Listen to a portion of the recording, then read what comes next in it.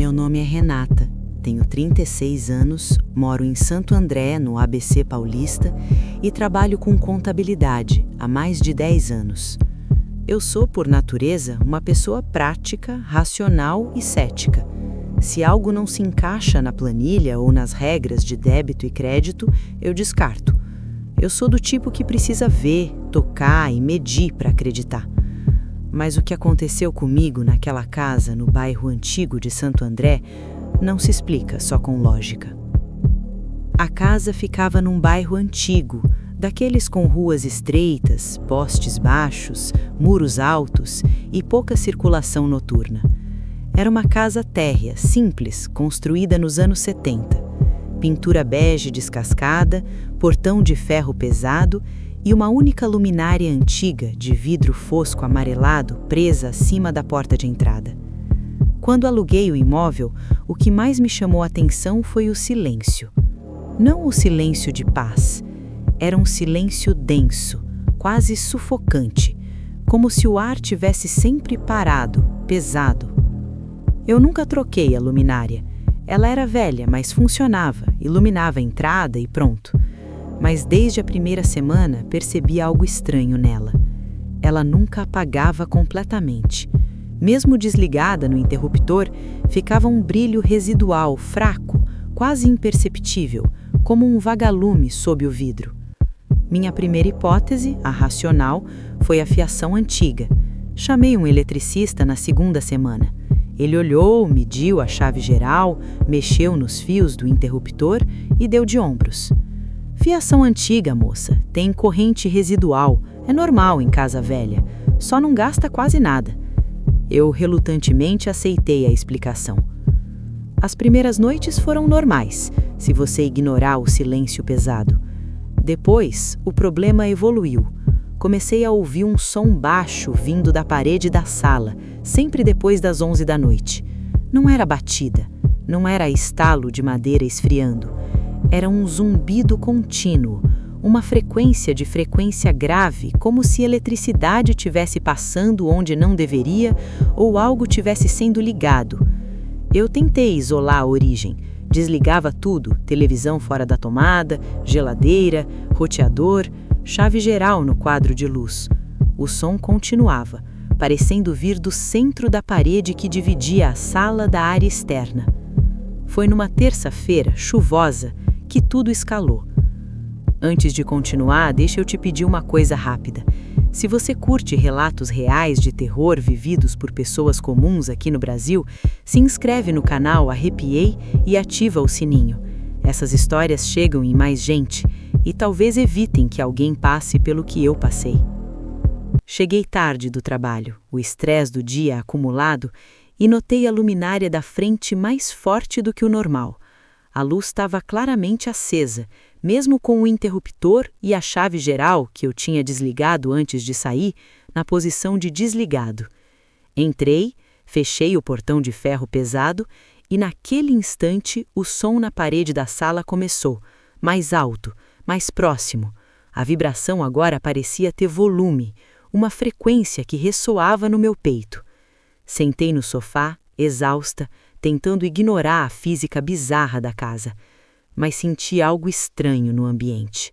Não era medo imediato, era a sensação de estar sendo observada de um lugar onde ninguém deveria estar, como se a própria casa tivesse atenta. Levantei para ir ao quarto e, quando passei pela sala, vi algo que até hoje me dá arrepios. A luz forte da luminária externa atravessava o vidro da janela e se projetava na parede interna, formando uma sombra que não correspondia a nada. Era uma sombra alongada, torta, com contornos que pareciam demasiadamente longos para um poste de luz ou uma árvore. Era como se alguém, altíssimo e magro, tivesse parado exatamente ao lado da luminária do lado de fora.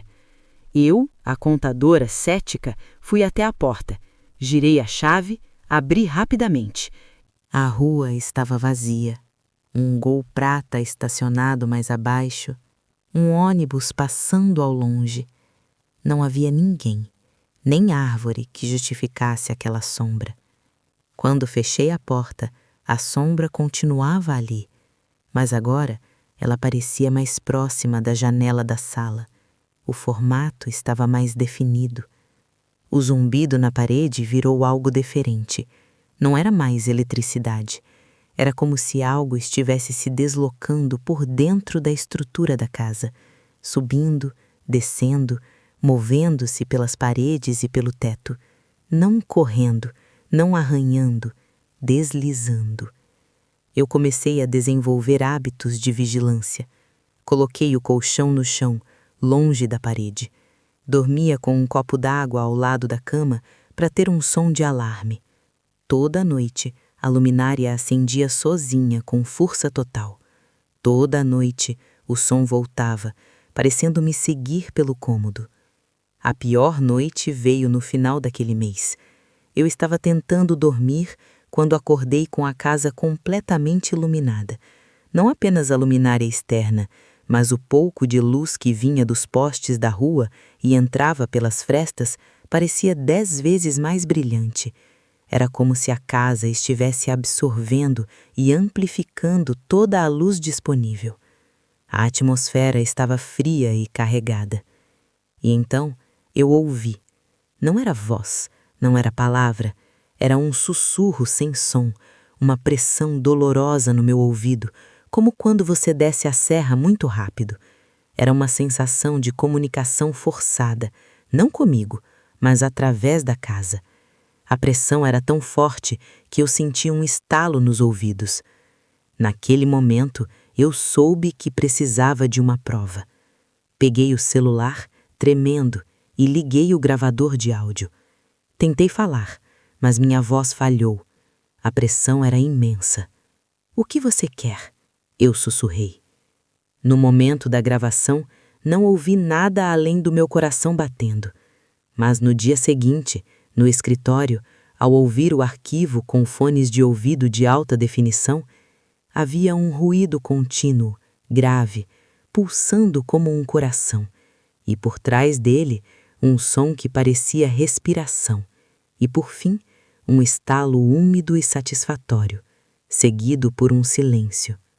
Naquele momento, minha racionalidade se quebrou. A casa não estava apenas ligada, estava viva, usando a fiação e a luz para se manifestar. Eu saí da casa naquele mesmo dia. Não voltei para buscar móveis, não discuti contrato com a imobiliária, perdi a caução, perdi tudo. Eu só queria sair daquele espaço. Meses depois, soube que a casa foi alugada novamente e, previsivelmente, desocupada em menos de 2 semanas, após reclamações de vizinhos sobre a luz que ficava acesa 24 horas por dia. A luminária continua lá, sempre acesa, mesmo de dia.